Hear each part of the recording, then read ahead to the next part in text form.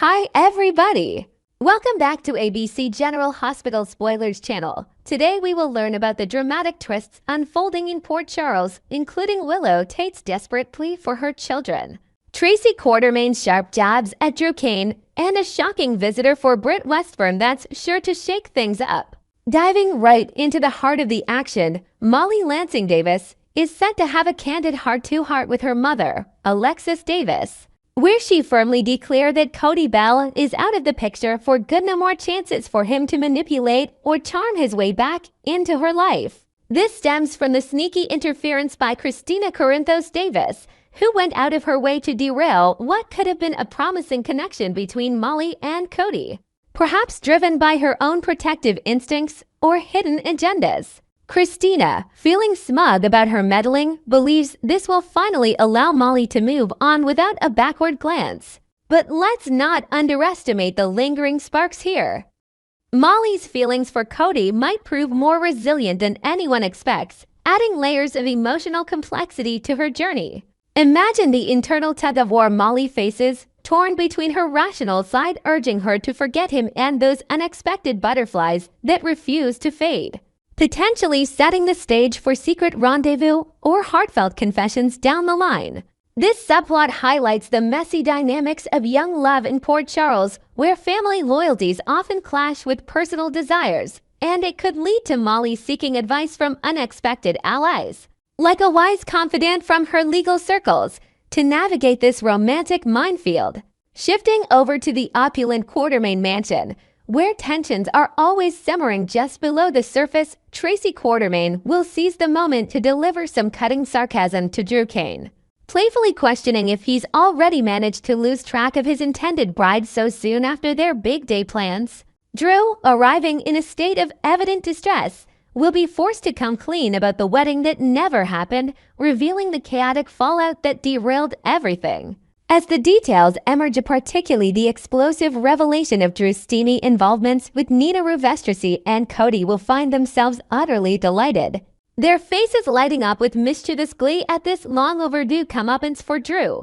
They've been waiting for a crack in his seemingly perfect facade, and this scandal provides the perfect opportunity for them to revel in his misfortune, perhaps sharing a conspiratorial toast or exchanging witty barbs that underscore old family rivalries. To add a fresh twist, picture Cody using this moment to bond with Tracy over shared stories of past betrayals in the Quartermain clan, inventing a humorous anecdote about a forgotten family scandal from decades ago that mirrors Drew's current predicament, strengthening their unlikely alliance and injecting some levity into the drama. This scene not only amplifies the Quartermain's signature blend of wealth, wit, and warfare, but also sets up potential future alliances or feuds, as Drew's downfall could ripple out to affect business dealings or inheritance plots within the family empire. Meanwhile, at Carly Spencer's welcoming yet tense abode, Willow Tate remains in a whirlwind of panic, having burst in unannounced in search of her beloved children, her voice laced with urgency and desperation. Michael Corinthos, ever the protective father and partner, will soon enter the fray, creating a charged atmosphere thick with unresolved emotions. In a preview that's already buzzing among fans, Willow passionately exclaims, "I didn't marry Drew. Now you have to let me see my kids," a raw plea that underscores her determination to reclaim her role as mother. However, Michael isn't convinced so easily. He's acutely aware of Willow's fragile mental and emotional state, perhaps noticing her disheveled appearance or the wild look in her eyes that suggests she's teetering on the edge. He might insist she takes time to compose herself, maybe suggesting a quiet cup of tea or walk in the garden to steady her nerves before any decisions about visitation are made. Adding depth to this confrontation, we can envision Michael reflecting on their shared history, recalling tender moments from their past that contrasts sharply with the current turmoil, which could soften his stance slightly but also heighten his fears. Moreover, there's the nagging worrying that Drew's influence over Willow isn't truly severed. His manipulative tendencies have a way of pulling her back, like a gravitational force she can't escape. To invent a new layer, perhaps Michael uncovers a cryptic text from Drew on Willow's phone during this exchange, hinting at blackmail involving her secret stalking of Daisy Gilmore, which Drew has cleverly pieced together, turning what should be a simple reunion into a high-stakes game of trust and control. This element amplifies the psychological thriller aspect, exploring themes of autonomy and coercion in relationships, and could lead to Michael consulting a family therapist or lie like Jason Morgan for guidance on protecting the kids. Speaking of hidden truths, Martin Gray is poised to receive some intriguing intelligence that could shift the narrative in unexpected ways. On the horizon is the possibility that Drew confides in him about Willow's clandestine activities as Daisy's stalker, arming Martin with leverage that might be used in legal maneuvers or family negotiations. Alternatively, this intel could connect to a mysterious letter addressed to Monica Quartermaine that Martin stumbled upon earlier, perhaps containing revelations about long-buried Quartermaine secrets, like an undisclosed heir or a forgotten business deal gone wrong. Imagine Martin visiting the Quartermaine estate alongside Drew, where they discreetly snoop around Monica's study, uncovering faded photographs or coded documents that add historical depth to the current chaos. This development not only thickens the plot with elements of mystery and intrigue, but also positions Martin as a pivotal player, his sharp legal mind dissecting the implications for everyone involved, potentially leading to courtroom dramas or alliance shifts that redefine power dynamics in Port Charles.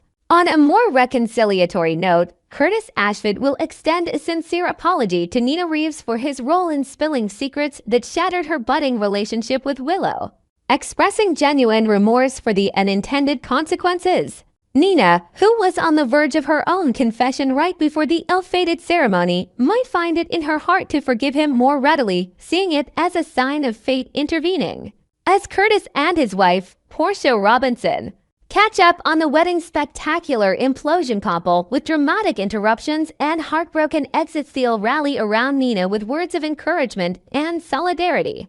Portia, drawing from her own experiences with explosive family secrets that have tested her bonds with loved ones, will offer particularly empathetic insights, perhaps sharing a personal story about a time when her own hidden truths nearly destroyed her marriage, but ultimately led to stronger connections. To expand this with a creative flourish, envision the trio gathering at a cozy corner table in the Metro Court, sipping on signature cocktails while brainstorming ways for Nina to rebuild bridges, like organizing a low-key family outing or writing heartfelt letters. This supportive circle emphasizes themes of forgiveness and resilience, providing Nina with the emotional scaffolding she needs to navigate the fallout.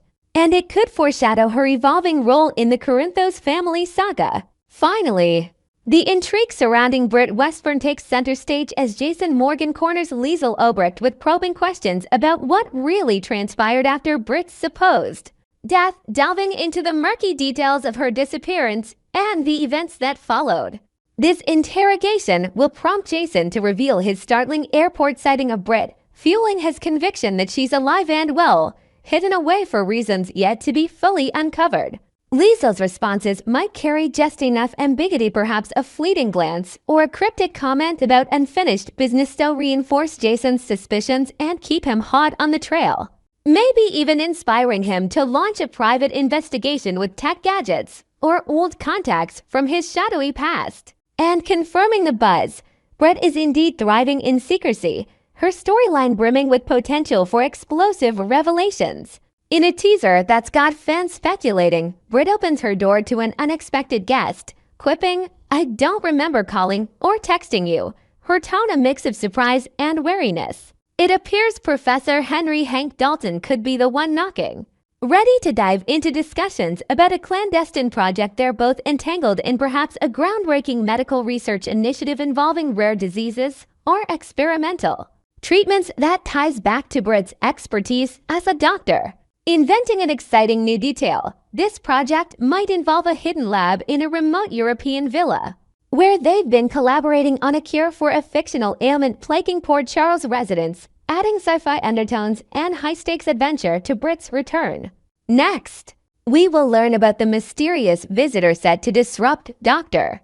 Britt Westburn's hidden life in the charming coastal city of Dubrovnik, Croatia, sparking waves of speculation and intrigue among Port Charles loyalists. Kicking off this whirlwind of suspense, the latest ABC promo teases a bombshell development where an unforeseen caller arrives at Britt's doorstep, promising to unravel layers of her secretive existence far from the familiar chaos of Port Charles. This unexpected interruption comes at a pivotal moment, as Jason Morgan confides in the ever-resourceful Anna Devane about a startling sighting that has him questioning everything he thought he knew about loss and survival.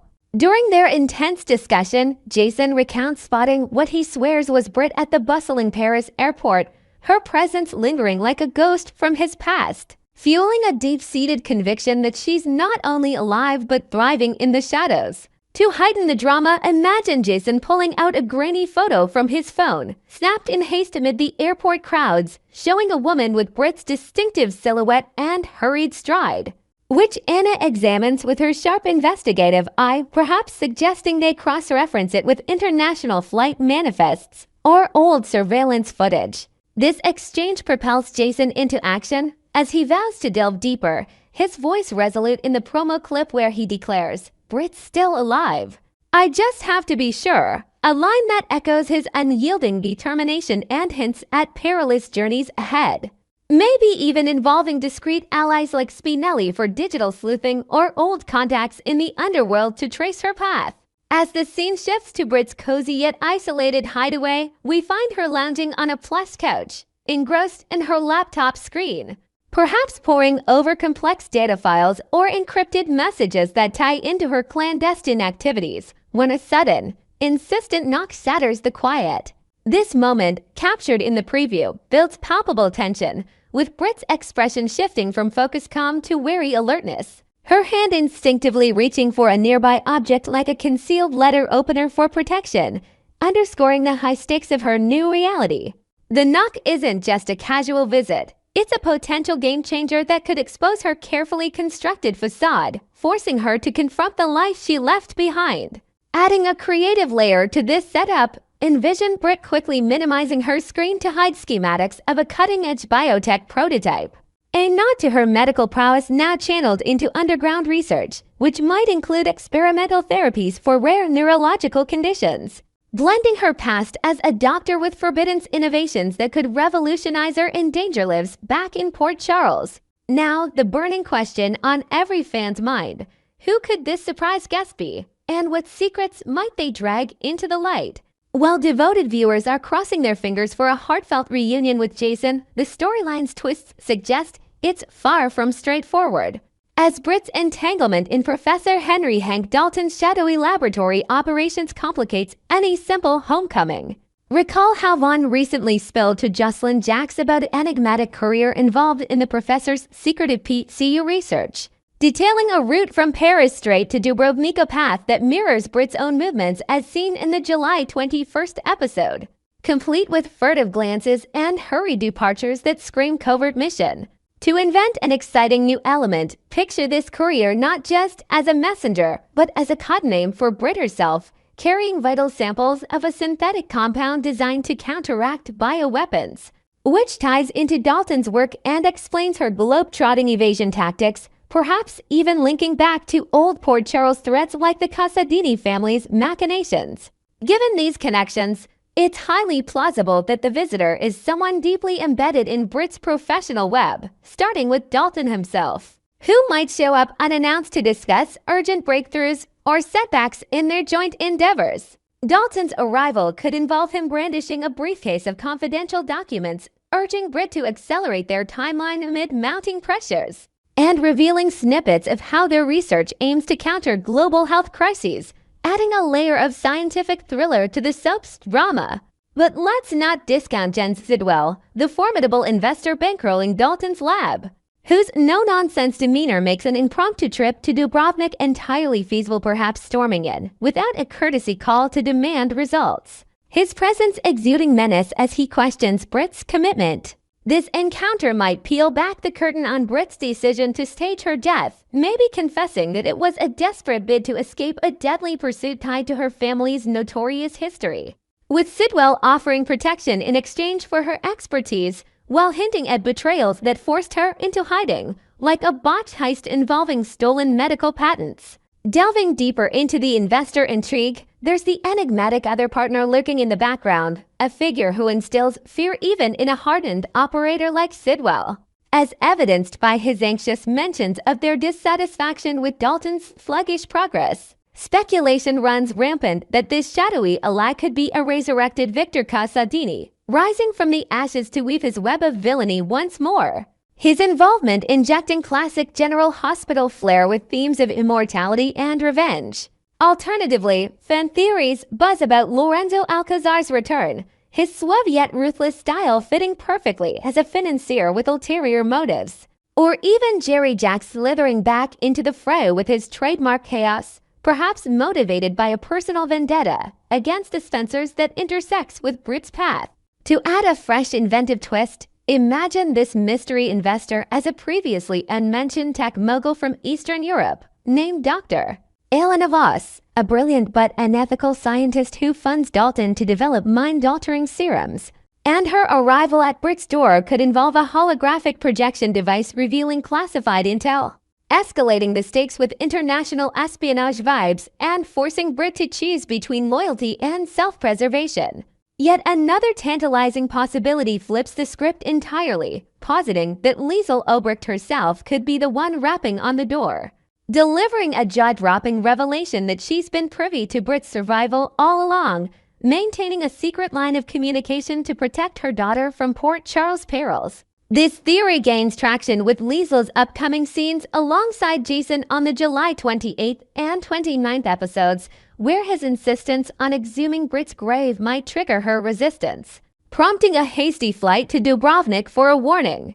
Picture Liesl embracing Brit in a tearful reunion, whispering updates about Jason's suspicions and advising her to lay even lower, perhaps sharing a hidden locket with a microchip containing escape plans, which underscores their unbreakable mother-daughter bond and challenges the notion that Brit would ever truly isolate herself from family.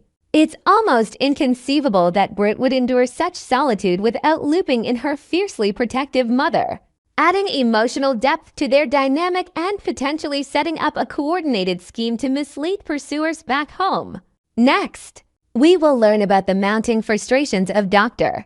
Portia Robinson as she grapples with Drew Kane's manipulative grip, weighing the risks of confession and the fallout on her marriage to Curtis Ashford in the ever-turbulent world of Port Charles.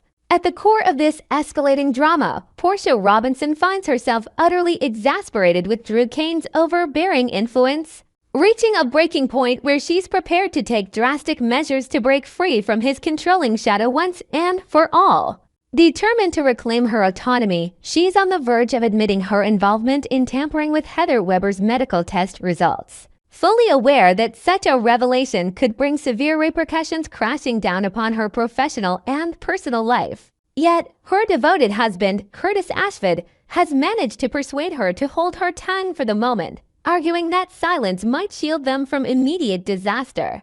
To infuse a fresh layer of tension, imagine Portia pacing their dimly lit living room late at night, her medical journals scattered on the coffee table as she debates aloud with Curtis, who counters with tales of his own past undercover operations, suggesting a strategic way could outmaneuver Drew's schemes. This temporary truce, however, hangs by a thread, as Portia would unleash a storm of fury on Curtis should his plan unravel, leaving her exposed and regretting every moment she deferred to his judgment. The stakes are sky high, especially since Curtis has already confided in Willow Tate about Drew's scandalous affair with Nina Reeves, a move that might provoke Drew to retaliate with even more ruthless tactics, dragging Portia deeper into his web of deceit to serve his ambitions, perhaps by coercing her into falsifying more records or providing insider hospital intel. In the wake of such potential betrayal, Portia's remorse would surge like a tidal wave, making her realize with crystal clarity that her initial instinct to come clean was the wiser path, sparing her from the gnawing guilt that's been eroding her peace of mind. No longer willing to play by Curtis's rules, she'd confront him head-on in a heated exchange, declaring that she's finished heeding his advice and is resolute in turning herself into the authorities, insisting they finally disclose every sordid detail to their daughter, Trina Robinson, to prevent the lies from poisoning their family bonds further.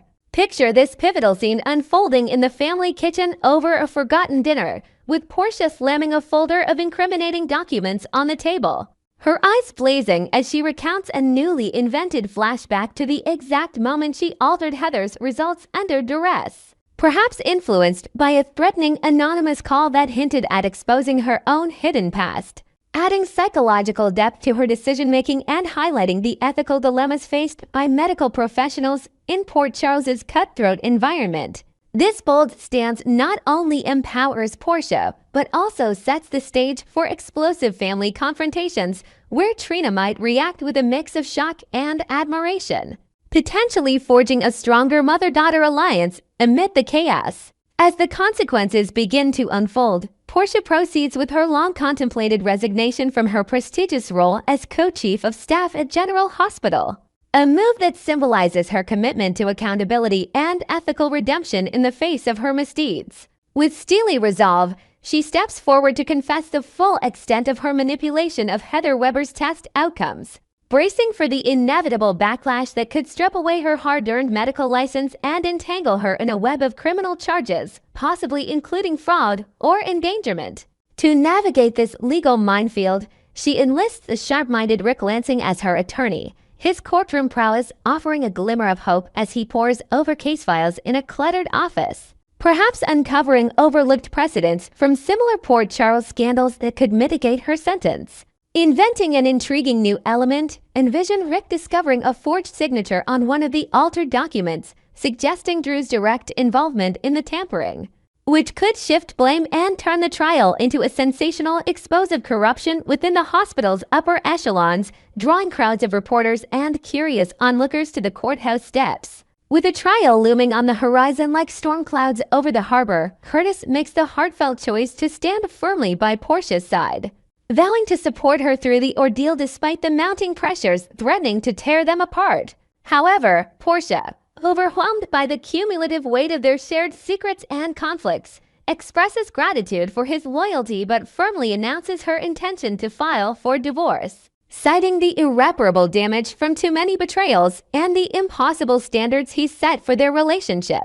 This decision culminates in her packing her belongings and moving out of their shared home, declaring it a permanent departure as she seeks a fresh start, perhaps relocating to a quaint apartment near the waterfront to symbolize her quest for independence. To add emotional nuance, imagine Curtis finding a handwritten note from Portia tucked into his favorite book, reminiscing about their wedding day vows while explaining how his protective instincts, though well-intentioned, have stifled her growth, injecting a poignant layer of reflection that could sway him to either concede or launch a romantic campaign to win her back, complete with surprise gestures like delivering her favorite flowers to the hospital. In response, Curtis might initially acquiesce to the separation, acknowledging the deep fissures in their marriage, yet his fighter's spirit could ignite a determination to battle for reconciliation, proposing couples counseling or a romantic getaway to rekindle their spark. Portia, however, remains unmoved, viewing such efforts as futile given the chasm that's grown between them,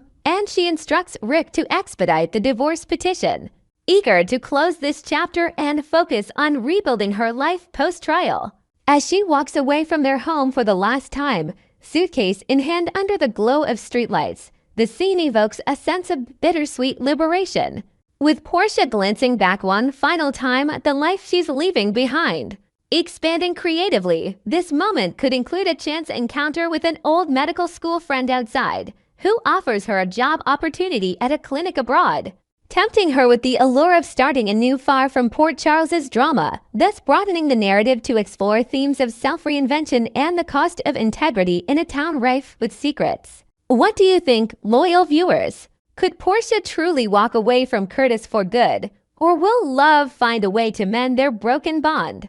Will her confession finally sever Drew's hold over her, paving the path to justice? And might this divorce filing mark the end of an era, or just the beginning of more twists? Share your predictions in the comments, and stay tuned for the next wave of Port Charles revelations.